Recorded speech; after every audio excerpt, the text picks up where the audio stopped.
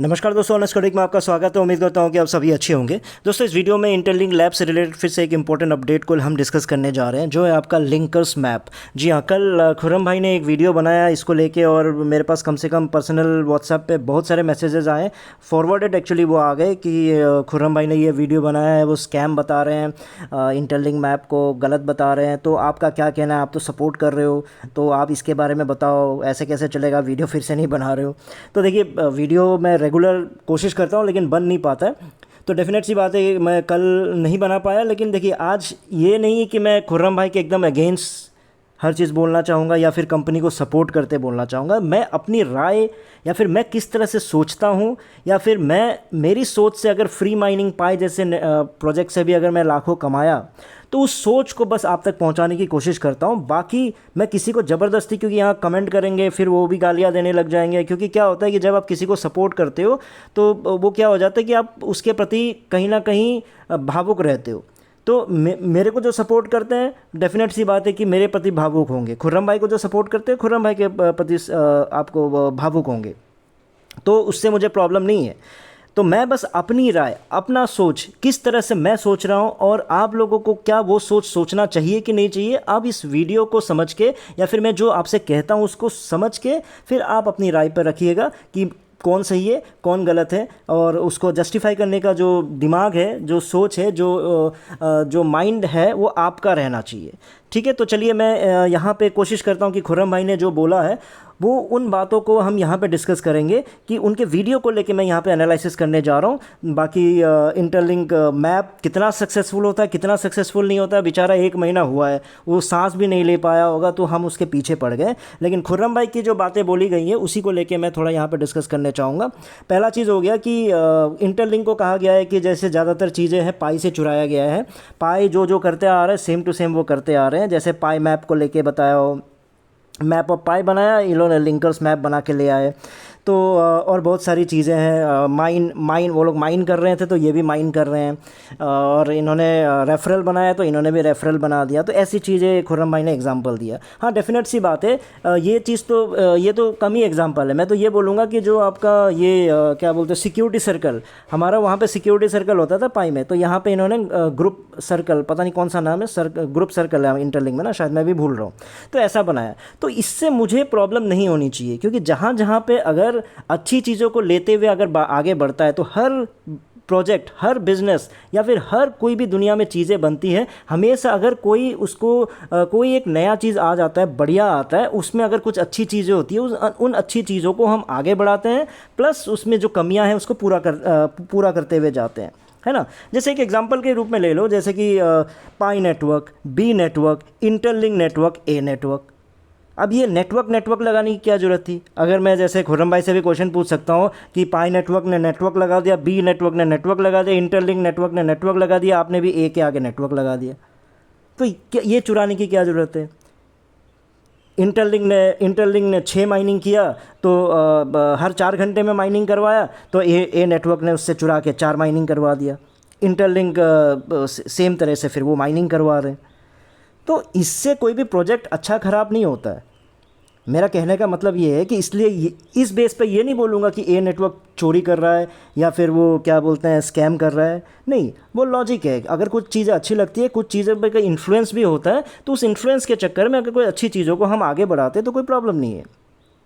अब दूसरी बात आ जाते हैं, फिर वो इंटरलिंक मैप के अंदर जाके खुर्रम भाई ने कुछ चीज़ों को बताया कि जो आईफोन है, आईफोन $1200 का है, 1200 ITL का है, उस हिसाब से $1 बन रहा है, ये बन रहा है। तो देखिए, बात वही है, मुझे अभी ये एक इकोसिस्टम बन रहा है। मतलब जो आपका लिंकर्स मैप है, जस्ट डॉक्टर ऑल्ट कॉइन, ये थर्ड पार्टी है, तो ये जस्ट ट्राई कर रहा है, कोशिश कर रहा है, क्योंकि ये पाई के ज़माने से लगा हुआ है। तो पाई के दिमाग को पाई से डेफिनेटली इन्फ्लुएंस हुआ होगा वो। तो पाई से इन्फ्लुएंस ले लेके उसने सोचा कि क्यों ना लिंकर्स मैप को भी बनाया जा सके। एक अच्छा प्रोजेक्ट है जो पाई सही से नहीं कर पाया, तो उसमें कुछ कमियां देखा होगा, तो उस कमियों को डॉक्टर ऑल्टकॉइन ने सोचा कि चलो मैं करता हूँ इसमें बढ़िया कुछ, तो वो कोशिश कर रहा है।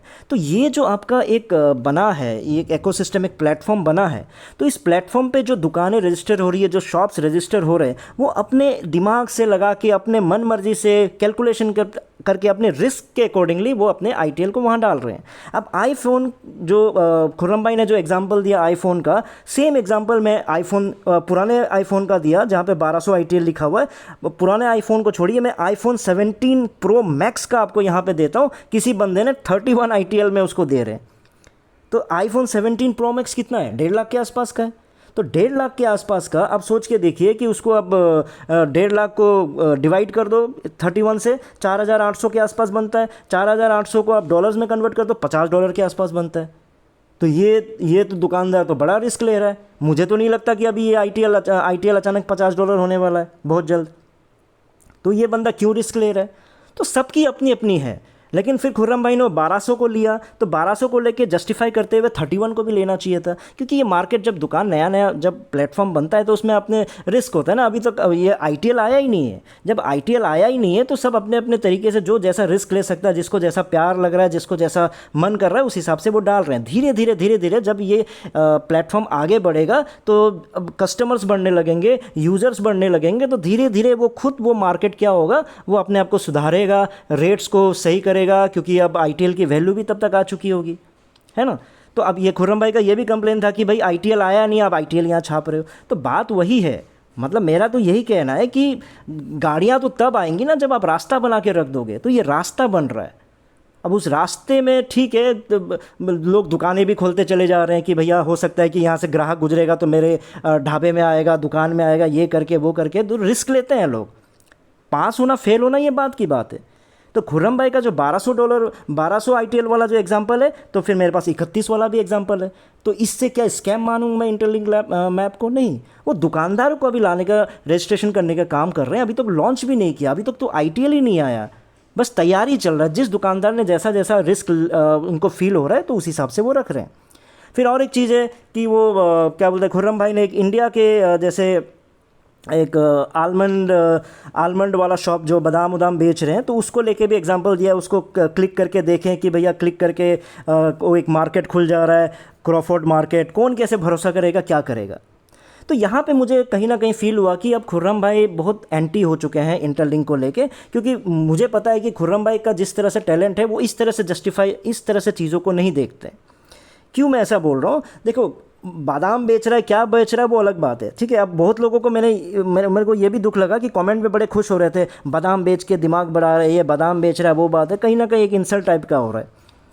अब ठीक है, उसको मैं अलग से डिस्कस करता हूँ। अब यहाँ पे बादाम वाली बात को मैं क्यों बोल रहा हूँ कि ये क्या बोलते हैं, खुर्रम भाई ने सही से रिसर्च R&D नहीं किया।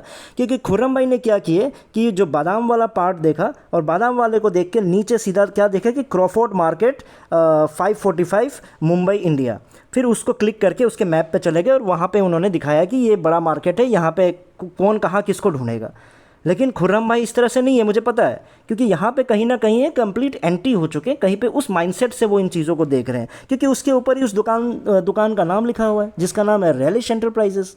अब रेलिश एंटरप्राइजेस को आप कुछ मत कीजिए, आप गूगल जाइए, गूगल पे रेलिश एंटरप्राइजेस लिखिए। रेलिश एंटरप्राइजेस के नाम पे दो तीन नाम निकलेंगे। उन 2-3 में ही आपको तीसरा या पहला या दूसरा कुछ भी होगा गूगल के अकॉर्डिंगली, उसमें आपको नाम दिख जाएगा कि Relish Enterprises dry fruit retailers in Crawford market.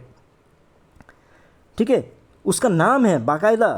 अब ये तो मैंने जस्ट डायल का निकाला, अब ऐसे सर्च करो, वहाँ पे आपको मिल जाएगा।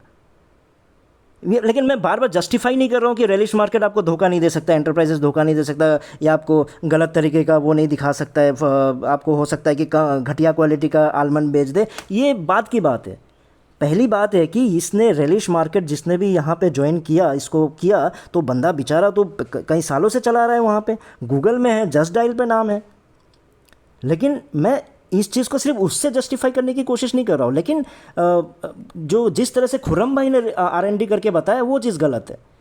क्यों ऐसा बोल रहा हूँ कि अब देखिए, अब एक एग्जांपल है, ये वाला जो मैंने दिखाया ना, ये pi network, B network, interlink network, A network दिखाने के लिए, तो मैं क्या किया है, ये इमेजेस मैं उसमें गूगल से निकाला। अब जब गूगल से निकालने समय मैं सबका तो ईजिली निकल गया। अब ए नेटवर्क जब डाला तो ए नेटवर्क में ये अगड़म बगड़म सब आ गया, कहीं पर ए नेटवर्क का लोगो ही नज़र नहीं आया मेरे को। फिर मुझे वो वेबसाइट पर जाके वहाँ से जाके निकालना पड़ा। तो गूगल में मुझे ए नेटवर्क नहीं मिला बोल के क्या मैं सीधा इसको स्कैम बोल दूँ? अब गूगल में क्यों नज़र नहीं आ रहा? इमेजेस में जाके क्लिक करो, ए नेटवर्क डालो, आएगा ही नहीं। अब नीचे कोई कमेंट करेगा भाई LLC लिख दो, LLC लिख दो। हाँ ठीक है, पता है मुझे, लेकिन रेलिश एंटरप्राइजेस लिख के आप गूगल में सर्च करते, वहाँ पे रेलिश एंटरप्राइजेस से मिल जा रहा है। उसके आगे थोड़ा सा आप और मेहनत करते, उसमें आप ये लिख देते कि आपका ड्राई फ्रूट सेलर, वो तो और इजीली आपको दे देता, जैसे एलएलसी लगाने पे आप यहाँ पे आ जाएगा। तो यहाँ पे मुझे ए नेटवर्क गूगल पे सर्च करने पे अगर मुझे इनका लोगो नहीं मिल रहा है इमेजेस पे जाके, तो क्या इस बेस पे मैं ए नेटवर्क को स्कैम बोल दूँ? कोई लॉजिक है? नहीं है ना। तो मेरा कहना क्या है, मेरा ये कहना है कि जो जो एग्जाम्पल खुर्रम भाई ने दिए हैं वो खुर्रम भाई एक्चुअल असली वाले खुर्रम भाई नहीं है, ये एंटी इंटरलिंक वाले खुर्रम भाई है, जो प्रॉपर तरीके से उन्होंने बिना R&D किए चीज़ों को जस्टिफाई करने की कोशिश कर रहे हैं, जो मुझे लगा कि डेफिनेटली गलत है। आईफोन 1200 में है तो आईफोन 31 ITL में भी है, ठीक है। और बाकी रेलिश एंटरप्राइज का जो एग्जांपल दिया, अब देखिए उसमें साड़ियाँ हैं, ये हैं, ठीक है, अगरम बगरम बहुत सारे। देखो जब इकोसिस्टम बनता है, जब एक प्लेटफॉर्म बनता है, आपको भी पता है जब अमेज़ोन से हम मंगाते हो कितना क्या क्या हाल वाले भी ख़राब भी प्रोडक्ट आ जाते हैं। तो धीरे धीरे उस चीज़ को हम जो इंटरलिंक ये लिंकर्स मैप है उनको भी सही करना पड़ेगा, और उन्होंने बाकायदा बताया है कि कैसे करेंगे। लेकिन अभी तो शुरुआत है ना। इंटरलिंक जो माइनस लिंकर्स मैप बेचारा डॉक्टर ऑल्टकॉइन ट्राई कर रहा है, उसको करने दीजिए। हम लोग ये भी नहीं कर सकते ना, हमने कसम खा के बैठा हुआ है ना, हम 6 घंटा माइन कर रहे हैं और 6 बार माइन कर रहे हैं काफ़ी है ना, मैं वो करूँगा ना, मैं ये डाउनलोड करूँगा ना, मैं वो डाउनलोड करूँगा ना, मैं ट्रेडिंग करूँगा ना, मैं इसमें पैसे डालूँगा ना, मैं कुछ करूँगा ना कुछ करूँगा, लेकिन पैसे भी मुझे चाहिए। तो भैया आप अगर कुछ, हम लोग अगर कुछ नहीं कर सकते तो जो कर रहा है उसको करने देते हैं। हम ज़्यादा से ज़्यादा हमको सपोर्ट ही तो करना है, हमसे कौन सा पैसा मांग रहे हैं वो, ठीक है। अब जब बन जाएगा तो कुछ ITL अगर हम आप इकोसिस्टम के नाम पे, जिसको अगर हम ये कॉइन है ना, ये पैसा थोड़ी बढ़ रहा है, इस कॉइन को वैल्यू बढ़ाना है तो ठीक है, इसको हम अगर इकोसिस्टम को तगड़ा करेंगे तो हमारा ही तो जो कॉइन का वैल्यू बढ़ता रहेगा ना। हमारा मान लो 10 ITL में से 1 ITL का इस्तेमाल मैंने इकोसिस्टम में कर दिया शॉपिंग करने के लिए, ऐसे लाखों लोगों ने किया।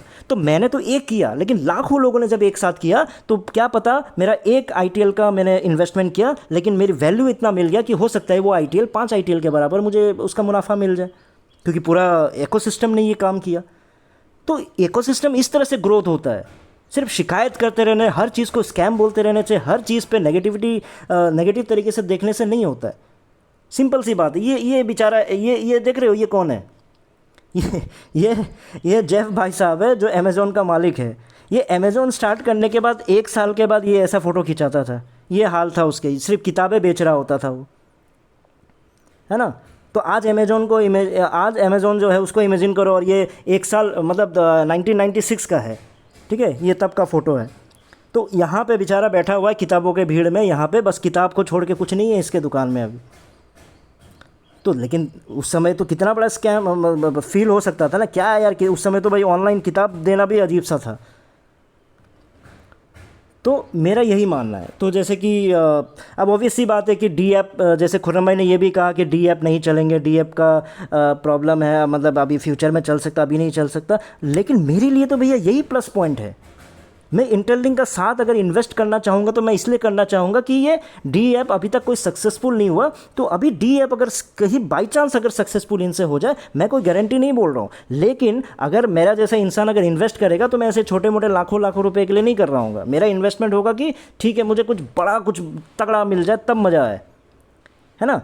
सब लोगों की अलग अलग रिक्वायरमेंट है। मेरी रिक्वायरमेंट जो बड़े बड़े मतलब इन्वेस्टर्स होंगे तो वो तो किसी ऐसा चीज़ को ढूंढेगा कि नहीं जो मतलब कुछ अलग सा कुछ करके दिखा दे। तो खुर्रम भाई ने खुद बोला कि डी ऐप चल नहीं रहा है, क्योंकि ज़्यादातर आपका Web3 वाला डी ऐप नहीं चल रहा है, क्योंकि वेब 2 पे ही जो भी ऐप्स चल रहे हैं उसी पे लोग संतुष्ट हैं। बस यही तो गेम है। इसको अगर जिसने क्रैक कर लिया, इसको इस पोजीशन पे, ये अभी तक क्या लाइन क्या चल रहा है कि अभी तक किसी ने डी ऐप को सक्सेसफुल नहीं हो पा रहा है। इसका मतलब है कि अगर डी ऐप से सक्सेसफुल हो जाए, इसका मतलब हो गया कि जो बड़े बड़े लोग सपना देखते हैं कि इतना गुना हो जाता है उतना गुना हो जाता है ना, ऐसी चीज़ों से होता है। यहाँ पे रिस्क लेना पड़ता है आपको, जहाँ पे फ़ायदा ज़्यादा वहाँ पे आपको रिस्क भी बहुत ही ज़्यादा रहेगा। तो इसलिए मेरा कहने का ये मतलब है कि इसमें कोई स्कैम होने की बात नहीं है। ये कोशिश है सक्सेस भी हो सकता है, फेल भी हो सकता है। कंपनी का कहना, अब मुझे इस बात का भी दुख है कि ये 6 तारीख को कंपनी ने, लिंकर्स मैप ने ये डाल दिया था कि इसकी सच्चाई कैसे देखें, लेकिन खुर्रम भाई ने कल वीडियो बनाया, लेकिन इस पोस्ट को नहीं पढ़े होंगे, क्योंकि ज़्यादातर क्या होता है कि अब खुर्रम भाई कहीं ना कहीं मुझे ऐसा फील होता है कि मतलब सीधा वो नेगेटिव बोलने के उसमें ही रहते हैं, क्योंकि लिंकर्स मैप में क्लियरली लिखा हुआ था कि ये 6 तारीख का है और खुर्रम भाई ने कल वीडियो बनाया। देखिए, मैं बार बार बोल रहा हूँ, हमारा पर्सनल लाइफ, पर्सनल दोस्ती अलग बात है, यहाँ पे हम लोग एंटी तरीके से हम लोगों को बातचीत करना पड़ रहा है, क्योंकि वो कम्प्लीटली खिलाफ हो चुके हैं। तो लिंकर्स मैप बोलता है कि आपको कैसे पता चलेगा कि कोई भी मर्चेंट जो लिंकर मैप में है रियल है कि स्कैम है।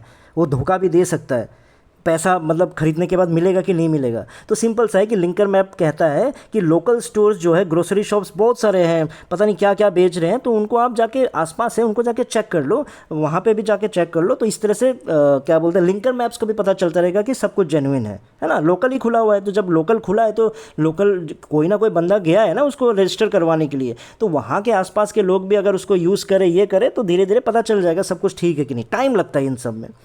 फिर और एक चीज़ हो गया कि नॉन लोकल ट्रांजेक्शन, जब नॉन लोकल ट्रांजेक्शन है बाद में, तो अभी तो शुरू नहीं हुआ कि यहाँ से कैसे भेजेंगे, वहाँ से कैसे भेजेंगे, लेकिन फ्यूचर में जब ये भेजना शुरू होगा तो उसके लिए भी कंपनी ने सोल्यूशन, लिंकर मैप ने सोल्यूशन बोला है कि हम इसमें क्या करें, स्मार्ट कॉन्ट्रैक्ट डालेंगे, एस्क्रो सिस्टम, जिसका मतलब हो गया कि पहले क्या होगा कि जैसे ही आप कुछ खरीदोगे तो ITL पे करोगे, तो वो ITL सीधा दुकानदार के पास नहीं जाएगा, वो स्मार्ट कॉन्ट्रैक्ट के थ्रू वो लॉक कर दिया जाएगा। और जैसे ही रिसीवर, जैसे मैंने सामान खरीदा, जैसे ही मेरे पास सामान आ जाएगा तो मैं वहाँ कन्फर्मेशन दूंगा कि हाँ मुझे सामान मिल गया, तब वो पैसा कहाँ पहुँच जाएगा, जिसने बेचा है वो सेलर के पास पहुँच जाएगा। तो ऐसा सिस्टम फ्यूचर में करने वाले हैं। फिर धीरे धीरे आपका क्या बोलते हैं, लिंकर्स मैप वेरीफाइड बैजेस भी देना शुरू करेंगे धीरे धीरे। जैसे भरोसा बढ़ता जाएगा, जिन जिन दुकानों पे वेरीफाइड बैच लगा देंगे कि भैया ये इंटरलिंक के ये लिंकर्स मैप के द्वारा वेरीफाइड है, आप यहाँ से परचेज कर सकते हो बिना कोई टेंशन लिए। फिर बोल रहे हैं कि फिर सर्विस क्वालिटी को बढ़ाने के लिए हम